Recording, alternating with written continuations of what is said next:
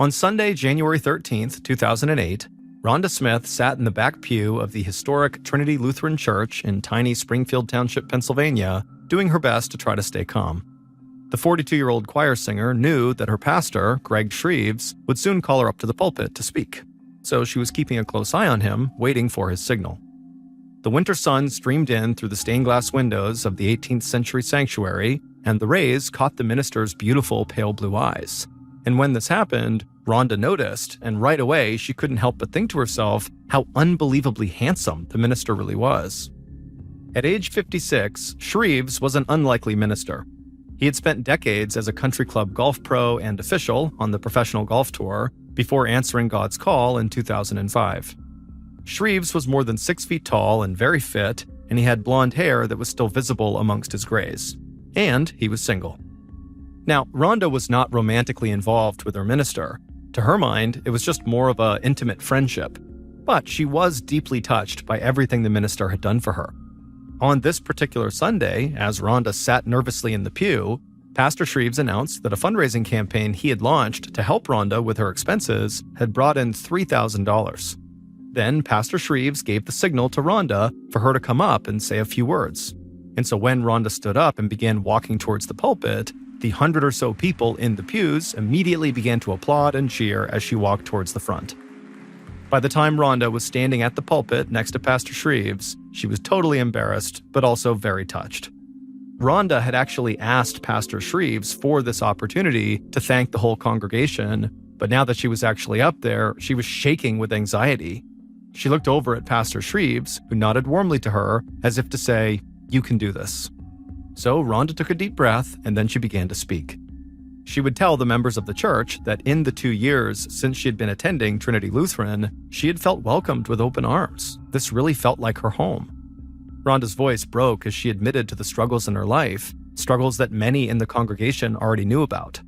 Rhonda was unable to work full-time because of her battles with mental illness, which had driven her at times to thoughts of suicide. She had been in danger of being evicted from her apartment because she couldn't afford her bills when Pastor Shreves stepped in and began raising money for her. Rhonda tearfully said she owed a debt of gratitude to everyone in the sanctuary as she looked out at all the beaming faces. Out in the crowd was Judy Zellner, a 60-year-old grandmother who was Rhonda's best friend at church.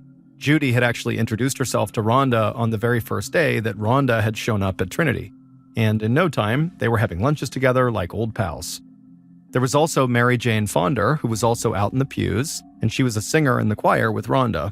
Mary Jane was 65 years old and very eccentric. She often wore a wig, sometimes backwards, but she was so kind. One time, when Rhonda was not feeling very well, Mary Jane had baked her a blueberry pie as a way to cheer her up. And of course, there was Pastor Shreves standing right next to Rhonda, who had taken Rhonda under his wing and even offered her temporary work in the church office. Rhonda had never met a man that was so caring and loving. To close out her speech, Rhonda, again very tearfully, told the congregation how thankful she was, and she also said, I don't know what would have happened to me without all of your love and support, so thank you. And then after that, the room broke into applause again. As Rhonda stepped down from the pulpit, Pastor Shreves made a show of smiling really wide and winking right at Rhonda, really letting her know how special she was. And as she walked back to her pew, feeling very special, she couldn't help but wonder if any of the other women in the congregation felt just a little jealous because of her obvious close relationship to Pastor Shreves, someone that all the women really seemed to like in this church. But just then, Rhonda noticed someone unfamiliar sitting in her row. The man had a gray beard, messy hair, and he wore glasses. His clothes looked rumpled, and Rhonda noticed that he was actually the only person in the entire church who was not clapping for her. The following Sunday, Rhonda did not go to church. Instead, she was sobbing uncontrollably on the phone with a mental health counselor, saying that she was a failure and couldn't drag herself out of bed. Social workers were so worried about her that they visited Rhonda's apartment just to make sure she didn't hurt herself. When they got there, they found Rhonda in her pajamas, looking like she hadn't slept for days. The social workers really wanted her to sign up for an inpatient treatment program, but Rhonda said absolutely not. She was supposed to start work as a temporary secretary for the church on Monday, and she was not about to miss that, even if it meant giving up going into this treatment program. She had made a promise to Pastor Shreves that she would do this job, and she was not about to let him down. Rhonda knew that she was repeating a familiar pattern. Just when something good was right within reach, she would have a mental breakdown that kind of ruined it. She had always dreamed of being a teacher, but these bouts of depression and anorexia had kind of doomed her ambitions. Now she was unemployed in her 40s, and her romantic life was not much better. Rhonda was a smart and attractive person, but her relationships always fell apart. At one point, she had poured her heart out to Pastor Shreves about her history of bad boyfriends. And when she did, he put his arm around her and he reminded her that it only takes one good person. Pastor Shreves called that Sunday night to check in on Rhonda after she didn't come to church. He wanted to make sure Rhonda was okay, but he also wanted to make sure that she'd be able to work the next day. The pastor was going to be away at a conference, and so he needed someone there at the church to answer the phones. And Rhonda promised him she would be there bright and early. By Wednesday morning, so 3 days into her temporary job, Rhonda had learned the routine of her new job, but it was making her lonely. From 9 to 5 every day, Rhonda was supposed to sit in this little plain office inside of the church and just wait for the phone to ring. With Pastor Shreves gone, she was the only person in the church, so she had no one to talk to while she worked and way too much time to think about her own problems. But on this Wednesday, she did her best to cheer herself up by reminding herself that she had a date that day after work. He was a nice man that she'd met in a bipolar disorder support group, so maybe he would understand the ups and downs of her life. But right now, the end of the day when that date was going to start seemed really far off to Rhonda. Rhonda wished someone, anyone, would call just to break up the monotony of the day. Even if that call came from the very eccentric, backwards wig-wearing Mary Jane Fonder, who often called the church and seemed totally confused. In fact, Mary Jane had called the church on Rhonda's first day of work on Monday, and when Mary Jane realized that Rhonda was filling in for the receptionist, Mary Jane promptly wished Rhonda a belated happy birthday. It was not Rhonda's birthday, but she said that she appreciated Mary Jane's thoughtfulness. But then Mary Jane began asking Rhonda, well, why didn't you invite me to your birthday party? Rhonda had said there was no party, but Mary Jane just did not believe her. Rhonda had finally made an excuse to get off the phone. But now, 2 days later, sitting in this room feeling so bored, left with these horrible thoughts in her head, Rhonda kind of wished Mary Jane would call. At least it was something to do. Rhonda had talked to mental health counselors 4 times in the past week as she felt herself slipping into the blackness of depression. Her parents were really worried about her. Her dad called her every morning just to hear Rhonda reassure him that she was up and at him. Rhonda wished that she really felt that way. At 10:55 a.m. that day, the metallic clunk of the church's side door opening broke the silence. Rhonda thought it might be Pastor Shreves, back from his conference earlier than expected, and for a moment, she was really excited. Rhonda swiveled around her chair, getting ready to greet the minister, but to her surprise, it was not Pastor Shreves. It was somebody else, and she couldn't really understand why they were there. But what surprised Rhonda even more was what this person was carrying in their hand.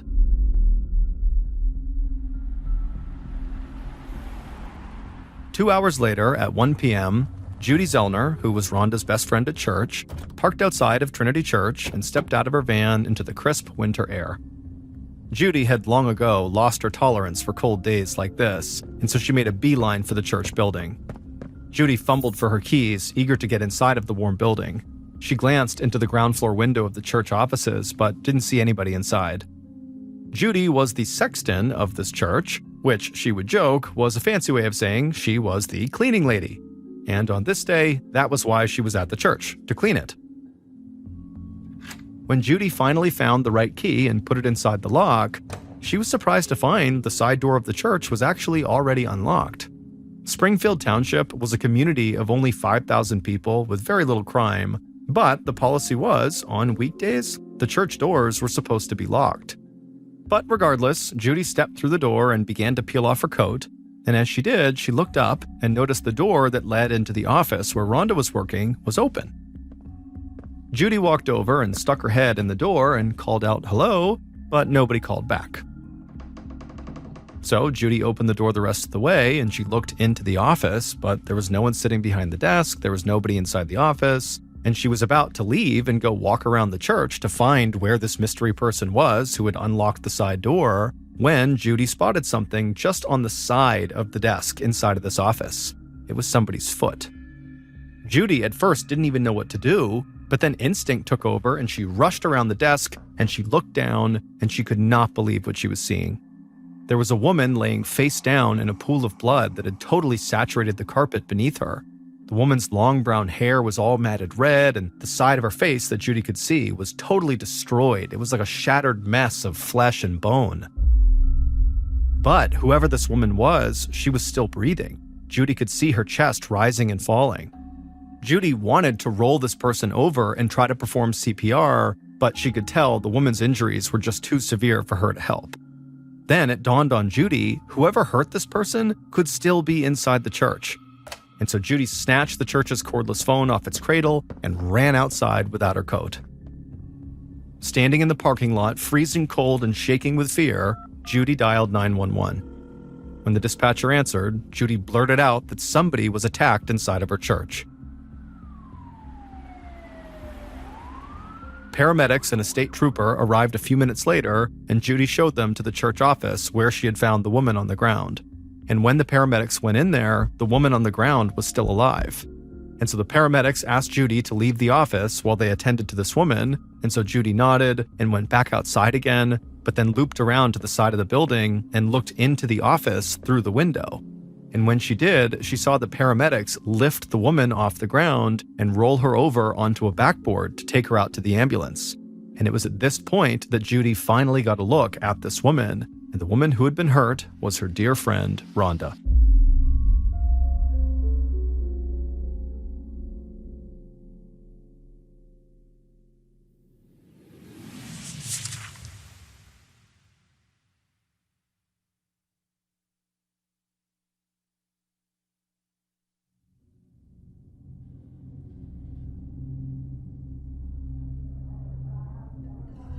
"17 miles away, Pennsylvania State Trooper Greg Stumpo was eating lunch at his favorite Italian restaurant when he got a call from dispatch. A woman had been apparently shot inside of the Trinity Lutheran Church, and she was barely clinging to life, and so could Stumpo report to the scene.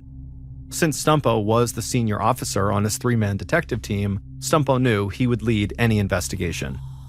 Stumpo wolfed down the rest of his chicken parmesan and then hit the road for the church.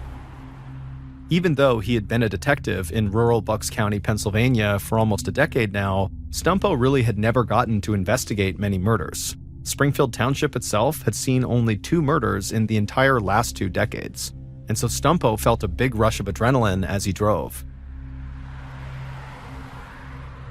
By the time Stumpo arrived, the church was already crawling with police looking for physical evidence from the shooting.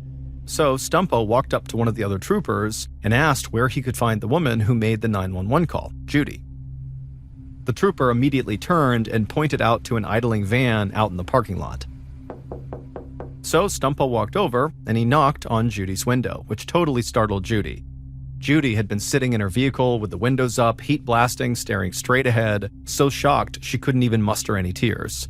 But she turned and looked over at Stumpo, and in his suit and tie, he did not look like a state trooper, and he very likely could tell that's what she was thinking, and so he reached down and picked up his badge and flashed it to her to show her who he was. At that point, Judy lowered down her window, but stayed in her van as she described for Stumpo what happened when she walked inside of the church. She would tell Stumpo that when she first walked into the office, the woman on the floor was so bloody and mangled that Judy didn't recognize that it was her good friend Rhonda. And Judy said at first she was positive this woman on the ground was dead, but then she realized her chest was rising and falling, and so she was still alive. Judy couldn't understand why anybody would want to hurt her friend Rhonda. Judy described Rhonda as being very sweet and shy, with kind eyes and a warm smile. She said the two of them had hit it off immediately when they first met, and they had become very close friends, despite the 20-year age difference between them. But Judy also told Stumpo that Rhonda had a dark side too. She struggled with bouts of depression that at times left her totally unable to function, and one time Rhonda had been so suicidal that she had to be hospitalized 5 years earlier. And Judy said, lately it seemed like Rhonda was slipping back into a depression. Stumpo was expressionless as he listened to Judy, But inside, based on what she was saying, he was beginning to wonder if maybe this was an attempted suicide rather than an attempted murder. But there was an immediate complication to that theory. Police had not recovered a weapon. If Rhonda shot herself, shouldn't the gun be right there at the scene? Maybe even still in her hand? After speaking with Judy, Stumpo went back inside the church and over to the church office where Rhonda had been found. And when he went in there, he noticed there was now a black tape outline of where Rhonda's body had been, and it was on this part of the rug that was now totally covered in blood. Stumpo got down on his hands and knees to see if maybe there was a gun under the desk or some of the other furniture nearby, but there was nothing. And then an idea occurred to Stumpo. Did someone help Rhonda shoot herself, perhaps disposing of the weapon for her afterwards? He went back outside to Judy's van and asked directly if she removed a gun from the office. Judy was totally offended at the very idea. She had been careful not to disturb anything. But while Stumpo was inside, Judy said she had thought of someone that police might want to speak with. Judy said she recalled a very unkempt-looking stranger who had come to their church earlier in January when Rhonda had stood up before the congregation, and that was the first time that Judy had ever seen this guy. Judy said that on that day, as the donation plate was passed around, she overheard the stranger say something about how this church would be a good place to rob. Judy had not taken this comment seriously, but now she wondered, did this man shoot Rhonda while he was attempting to rob the church? Stumpo took down Judy's description of this man and figured it was possible that the stranger had come back to the church to rob it. Maybe Rhonda was just in the wrong place at the wrong time. As Stumpo headed to his car, he asked one of the troopers to make sure they spoke to the minister and see if he could figure out if anything valuable was missing from the church. After that, Stumpo drove to St. Luke's Hospital, where paramedics had taken Rhonda. Once he was there, he found Rhonda in a private room, heavily bandaged and unconscious. Her forlorn-looking parents stood vigil at her bedside. The doctor told Stumpo before he entered that Rhonda was being kept alive by machines, and it was very unlikely that she would survive after so much brain damage and loss of blood. Rhonda's parents, Jim and Dorothy Smith, who were both in their 70s, agreed to step outside to a waiting area with Stumpo where they could all chat. Stumpo brought them coffee in styrofoam cups, and he sat down and started by saying how very sorry he was about what had happened. Then Rhonda's father, Jim, told Stumpo about Rhonda's long struggle with bipolar disorder and the many times their daughter had flirted with suicide. Jim said he would never let Rhonda keep a gun around her apartment, and he would never keep one at his own house. Luckily, Jim added, the one time Rhonda had tried shooting a gun, she had hated it. And so Jim told Stumpo that he thought it was very unlikely that Rhonda would ever shoot herself. Jim told Stumpo that he and his wife Dorothy had not actually seen their daughter earlier that day. However, they had spoken to her around 8:30 a.m., and she sounded like she was in a good mood. Then again, Jim said, because of Rhonda's condition, her moods could sometimes change on a dime. 4 hours after that conversation, so at about 12:30 p.m., Jim and Dorothy had driven past the church on their way to lunch, and they saw Rhonda's car in the parking lot. The parents talked about stopping by and taking their daughter out for a bite, but they figured Rhonda was busy. Employment had been scarce for Rhonda, so they continued past the church and wound up eating lunch without her. The detective listened carefully and very sympathetically, but internally, he didn't get the feeling that these parents were going to actually offer up any information that could actually help investigators. But at the end of the conversation, Jim said something somewhat off the cuff to Stumpo that made Stumpo pause. Jim said that he prayed his daughter had not tried to kill herself. He and his wife were very religious, and they believed anybody who even attempted suicide faced eternal damnation, and so they couldn't bear such a fate for their beloved child. As the parents got up to leave, Jim told Stumpo that he really hoped investigators would not find a gun at the church. Jim's parting remark left Stumpo wondering whether they were telling the truth when they said they did not stop at the church on the way to lunch. Maybe, he thought, they walked into the church only to find their daughter lying on the floor from a self-inflicted gunshot wound. The parents could have mistakenly believed their daughter was already dead, and maybe they took the weapon from the scene so it didn't look like a suicide. Stumpo knew this idea was a total long shot, but it was too early to rule out anything. Just as Stumpo was about to walk out the front door of the hospital, he spotted a tall, middle-aged man with a priest collar in the hospital lobby. The man dabbed at his eyes and composed himself before pressing the elevator button. Stumpo walked over to him and asked the man if he was Pastor Shreves from Trinity Lutheran. Shreves nodded and said he was on his way up to minister to Rhonda's family. Stumpo asked him if he wouldn't mind speaking to him for a couple of minutes, and Pastor Shreves agreed. Shreves was so anxious to get up to Rhonda's bedside that he could barely sit still while the two men talked. Shreves said, he blamed himself for what happened because he had not been at the church to protect Rhonda. The pastor admitted that he really didn't know what he was going to say to Rhonda's parents when he got up there, or what he was going to say to the congregation. Despite his age, Shreves had only just graduated from the seminary 3 years earlier. Before that, he was competing in golf tournaments, and so nothing in his limited experience as a minister had prepared him for something like this.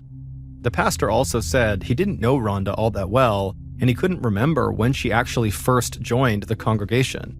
He described her as a very quiet, lonely young woman who had struggled with mental health issues. Stumpo sized up the minister as he spoke. The man was very handsome, as Judy had mentioned to Stumpo, but what really stood out to Stumpo was not this guy's good looks, but the fact that he did not see Rhonda as a close friend. He actually said, he was not that close with her. Judy had told Stumpo that Rhonda saw the pastor as a very dear friend and mentor. And so to Stumpo, it seemed very clear that Rhonda and Pastor Shreves' relationship was very imbalanced.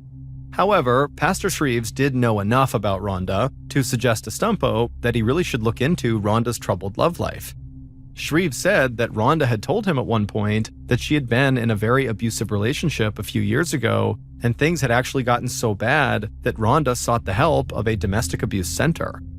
Shreves said he didn't know who this ex-boyfriend was, but it was clear to him that their relationship still weighed on Rhonda years after they parted ways.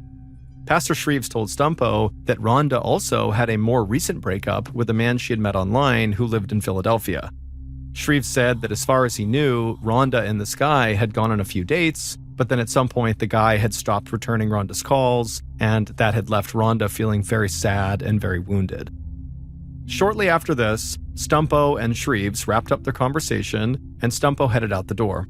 And as Stumpo left the hospital, his head was spinning. He had only been investigating the shooting of Rhonda Smith for a few hours, but he already had an array of theories. Did she shoot herself? Was she caught up in an armed robbery? Was she a victim of an abusive former boyfriend? He couldn't prove or disprove any of these.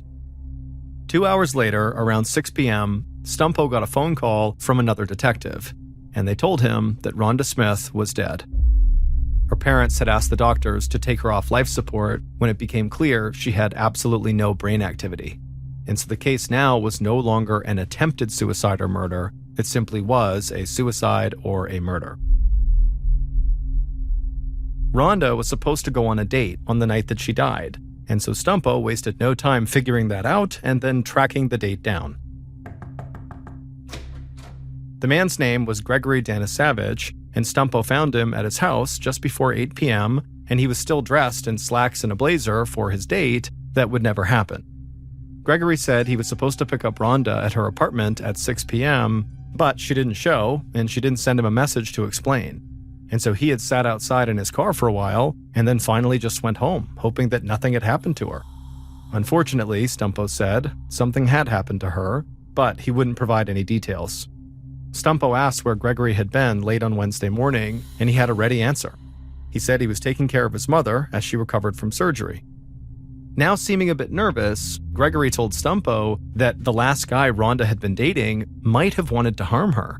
And so he said, Rhonda feared that that guy was just using her for sex, and so she had tried to slow the relationship down. But when she did that, the guy basically stopped calling her, at which point Rhonda began calling him, but he never picked up. Stumpo thanked Gregory for the tip, and then he left. However, when Stumpo followed up on Gregory's tip about this previous guy who Rhonda had been seeing, who apparently was just using her for sex, well, Stumpo quickly determined that it was a total dead end. The guy's name was Ray Finkel, and he would tell Stumpo that he had only gone on 4 dates with Rhonda, and he had stopped calling her really just because her house was too far away. Finkel said he was working all day Wednesday, the day that Rhonda was killed, and he had the security card check-in to prove it. As Stumpo ended the call with Ray Finkel, He was thinking that neither Gregory nor Ray even knew Rhonda well enough to want her dead. These were not exactly torrid love affairs. However, the abusive ex-boyfriend that Pastor Shreves had warned about turned out to be a much darker story. A social worker at the domestic abuse center that Rhonda had called said that Rhonda had accused this man of sexually assaulting her 4 years ago and getting her pregnant. Rhonda eventually got an abortion, but the social worker said that Rhonda was haunted by the experience. Then the social worker said that as part of Rhonda's therapy, she kept a journal of her relationship with her abuser. And so the social worker told Stumpo that maybe that journal would give investigators the information that they needed. Rhonda's parents gave Stumpo the spare key to their daughter's apartment. And then when Stumpo went into the apartment, inside of a desk drawer, he found all these yellow legal pads that were filled with Rhonda's writing. And the writing included all the intimate details of her past relationship with this man who had hurt her so badly. They painted a picture of a very unhappy romance, one that continued even after she accused this man of abuse. But Rhonda indicated in her more recent entries that she had not had any contact with this guy for 2 whole years. And so this abusive boyfriend really seemed like a bad person, but he didn't really fit the profile of Rhonda's murderer because he had not interacted with her in years. And so Stumpo now understood why people said Rhonda was unlucky in love, but so far, nothing in her past seemed to add up to a motive for murder. While Stumpo tracked down the rest of Rhonda's boyfriends, other members of his team began to look into that strange newcomer to the church, the kind of disheveled-looking guy who Judy had overheard say, Trinity Lutheran would be a good place to rob. Well, despite having a great description of this guy within 24 hours of the shooting, he was about 5'10", he wore wire-rimmed glasses and had scraggly salt and pepper hair. Despite having this description, none of the state databases of criminals and people on parole or probation contained anyone who looked like this stranger. Now, of course, Stumpo didn't just rule him out as a potential suspect simply because he couldn't find him. However, at the same time, the whole robbery idea just seemed kind of unlikely to Stumpo. Pastor Shreves had told Stumpo that the church rarely had any cash inside, and the pastor actually looked all around the church and couldn't find anything missing following the shooting. So if Rhonda really was the victim of a robbery gone bad, then why wasn't anything stolen? And so 2 days into this investigation, and Stumpo had almost nothing to show for all his effort. He wasn't even sure if he was investigating a murder or a suicide.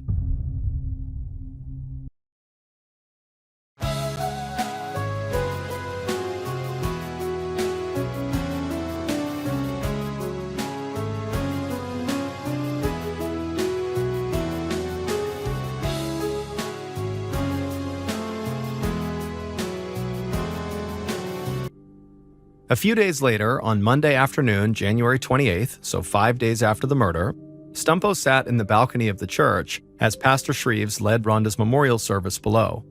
More than 250 people had packed into the church to show their love for Rhonda.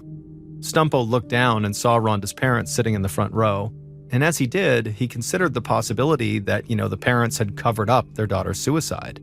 It seemed extremely unlikely, but it was still possible. Then Stumpo scanned around the rest of the teary-eyed parishioners and thought to himself, if Rhonda did not kill herself, then the culprit was probably in this room. After the service ended, Stumpo waited for the crowd to thin, then he asked Pastor Shreves if he had a few minutes. Shreves walked Stumpo out of the church and across the parking lot to the small ranch house where he lived. As they reached his porch, Stumpo noticed an apple pie sitting in front of the side door to the house. But Pastor Shreves was not happy about this pie. As soon as he read the note that was sitting on top of the pie, Shreves expressed his irritation. He explained to Stumpo that one of the members of the church would often leave food for him, even though he had asked her to stop. Stumpo asked Shreves who this woman was, and Shreves would say her name was Mary Jane. The same Mary Jane who was very eccentric and wore her wigs backwards, and at one point had actually baked a pie for Rhonda.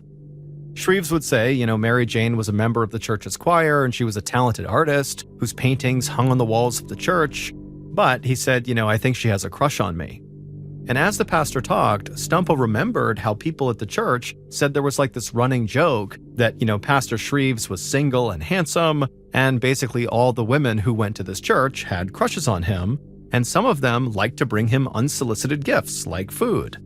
And so Stumpo was pretty sure that Rhonda Smith must be one of these admirers, just like Mary Jane was. And, that was probably why their relationship seemed so imbalanced, with Rhonda looking at the pastor as this mentor and close friend, and the pastor basically being like, yeah, I know Rhonda, she's nice, but that's about it. Over the next few days, the events on the morning of the shooting became increasingly clear as investigators talked to more people and collected records. On the day Rhonda died, she had called a mental health crisis line from the church just after 10 a.m., saying she felt suicidal. Then at 10:55, she stopped using the church internet service, suggesting she was either shot right before then or right after that point. And so in Stumpo's mind, it was easy to imagine a desperate, lonely person making one last call for help before just ending it all.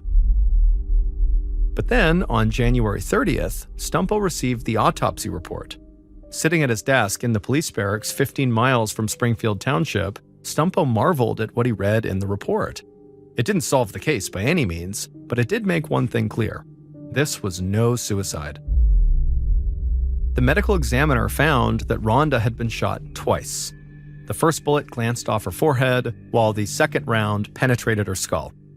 What's more, the shots were fired from 3 or 4 feet away, suggesting that the shooter was on the other side of the desk from Rhonda. The coroner said Rhonda's head had none of the tiny burn marks that are associated with shots fired at extremely close range, like a suicide gunshot would be.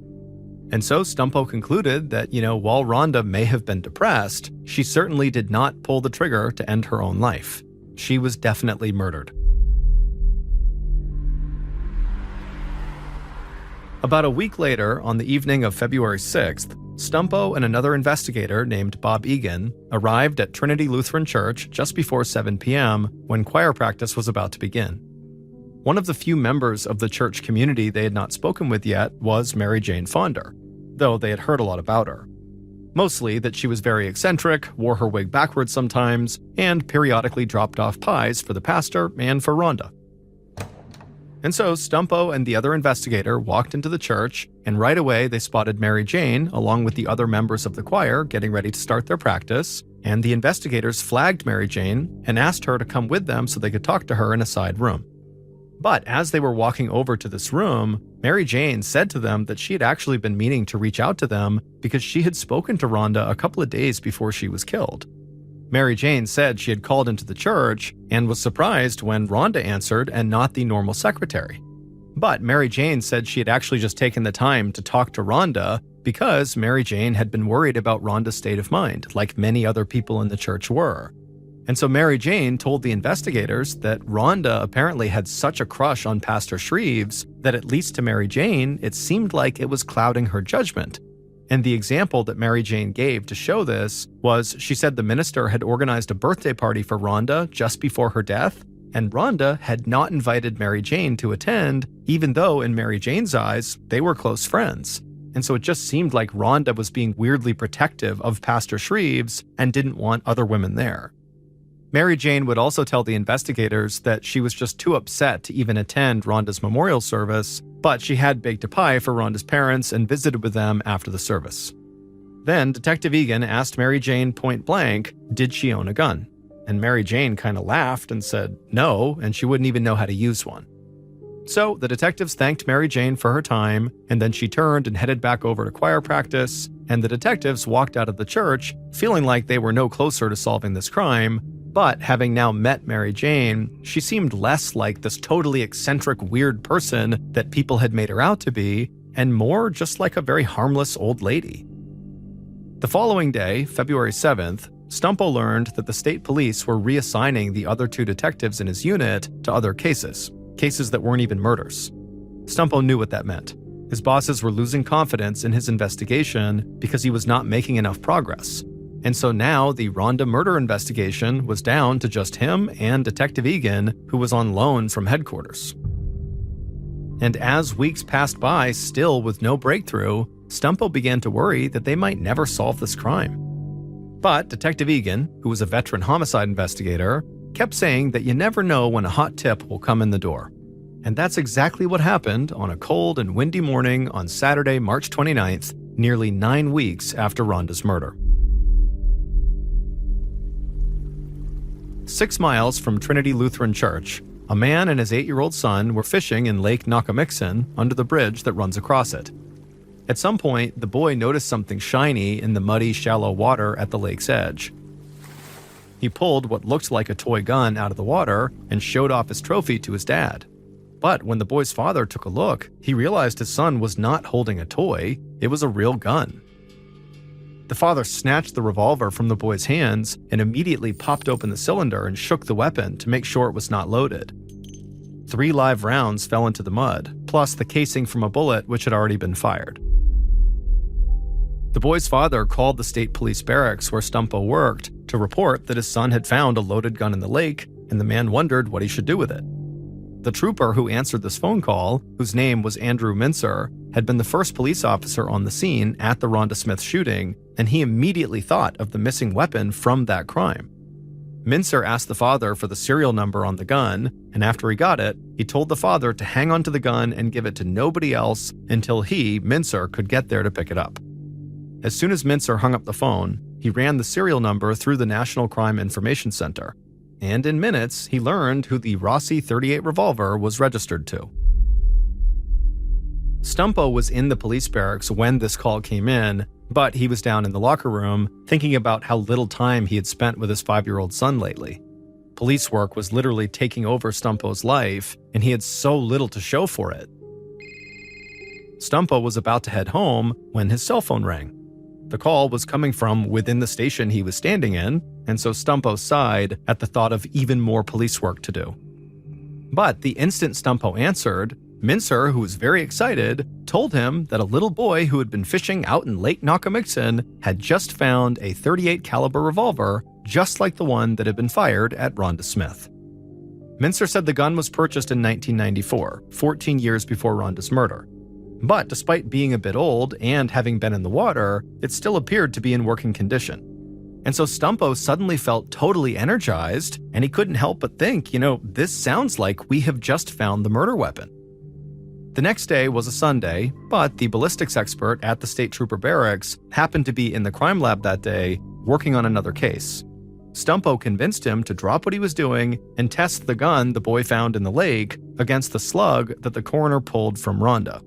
And the test proved the revolver found in the lake was the one that killed Rhonda. The next day, Detectives Stumpo and Egan visited the address associated with the original owner of the gun. And the property they went to was this rundown cabin at the end of a long driveway sitting on 11 acres of woods. Stumpo and Egan knew that this address was probably an important break in the case, but it didn't mean the original owner of this gun was definitely Rhonda's killer. It had been 14 years since this revolver was purchased, so plenty of time for the gun to change hands may be off the books. After Stumpo knocked, an old man wearing a dress shirt and a plastic pocket protector opened the door just a crack and peered out very suspiciously at the detectives. Egan asked if it would be okay if they came inside and spoke to him, and the man very reluctantly opened the door the rest of the way and stepped aside to let them come in. Stumpo and Egan were appalled by what they saw inside. The house was a hoarder's den. Junk-filled boxes and papers piled high and covered with cobwebs and bird droppings. The entire place just totally reeked, to the point where both detectives were breathing through their mouths just so they didn't have to smell the air. Now, the police knew this man was not the original owner of the gun. It was actually his sister who lived with him. And so the detectives asked him if his sister was home, but the man said she wasn't. So the detectives asked him if he knew that his sister had at one point purchased a .38 revolver. The man said that his sister had trouble with a coworker several years back and felt kind of threatened, so she had bought a gun. But she only shot it once in the yard for practice, and the noise was apparently too much for her. Her brother said that she had thrown the gun away years ago, and he didn't know where she threw it away, and he had never seen it or heard about it again. But Stumpo and Egan were not fully convinced about this story. They told the brother that the gun had just been pulled out of the lake. If the gun had been tossed into the water in 1994, shortly after his sister bought it, then by now it would be totally covered in rust. But the gun had no rust on it, which indicated it had not been in the lake for more than a few weeks. The brother fell quiet for a moment, and then told the investigators that he did have something to show them. He He took them outside to his car and he lifted the driver's floor mat to reveal something which shocked the two investigators, and it confirmed that they were on the right track. The old man showed the detectives shiny pieces of metal that were underneath the floor mat of his car, and the detectives immediately recognized these fragments as being part of a bullet casing. Now, when that boy had found the gun in the lake, it had contained 3 live rounds and 1 spent shell casing. However, investigators knew that Rhonda had been shot twice, so there needed to be 2 spent shell casings. And so far, all they could account for was that one that the boy found in the gun. And now, these fragments on the floor of the car could be, potentially, pieces of that other spent round. At last, Stumpo finally had his primary suspect. It was this old man's sister, the original owner of this gun.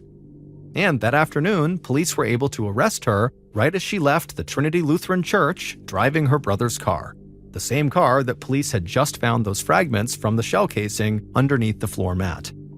Also, after they made this arrest, police searched the inside of the car and they found a calendar with January 23rd circled, the day Rhonda was murdered, and over that date on the calendar were the words, "Rhonda murdered."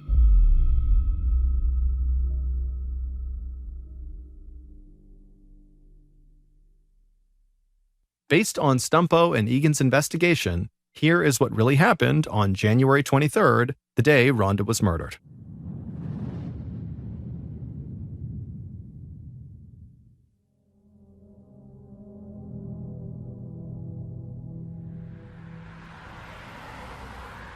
At 10:30 a.m. on January 23rd, the killer slipped into her brother's car and drove to Trinity Lutheran Church. She pulled into the parking lot, and as she did, she looked over at the first-floor office window, and she saw Rhonda sitting inside. The killer got out of the car, walked up to the side door of the church, they unlocked it, and went inside. Once inside, the killer looked around the building and determined that Rhonda was the only person inside. The killer then walked over to the church office where Rhonda was. She went inside, and as soon as she did, Rhonda's face lit up with recognition and a smile, until Rhonda noticed the revolver in the killer's hand. Seconds later, the killer raised the gun, aimed it at Rhonda, and fired. The shot struck Rhonda right in the forehead, knocking her off her chair and onto the floor. The killer rushed around the desk and stood over Rhonda, and right away they noticed the bullet had only grazed Rhonda's forehead. And so with Rhonda writhing in pain on the carpet, the killer backed up a couple of feet and then raised their gun again, aimed it at the side of Rhonda's head, and fired. And this time, the bullet went right into Rhonda's head. Satisfied that Rhonda was now dead, the killer casually left the church and drove to a hair appointment. After the detectives questioned her in connection with the murder, the killer got nervous and decided to get rid of the gun. So the killer borrowed her brother's car, drove 6 miles to that bridge that crossed over Lake Nakamixon, and the killer tossed the gun out the window without even stopping. And then, a month later, the boy and his father would find the gun. It would turn out the original owner of the gun and Rhonda's murderer was none other than the eccentric, backwards wig-wearing, apple pie-making Mary Jane Fonder. Mary Jane did not see Rhonda as a desperately lonely, depressed person on the brink of suicide. Instead, she saw Rhonda as this pretty young thing who was competing with her, Mary Jane, for the affection and love of Pastor Shreves.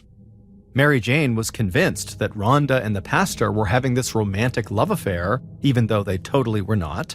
In Mary Jane's mind, she believed that she and Pastor Shreves had this undeniable chemistry, and they were meant to be together.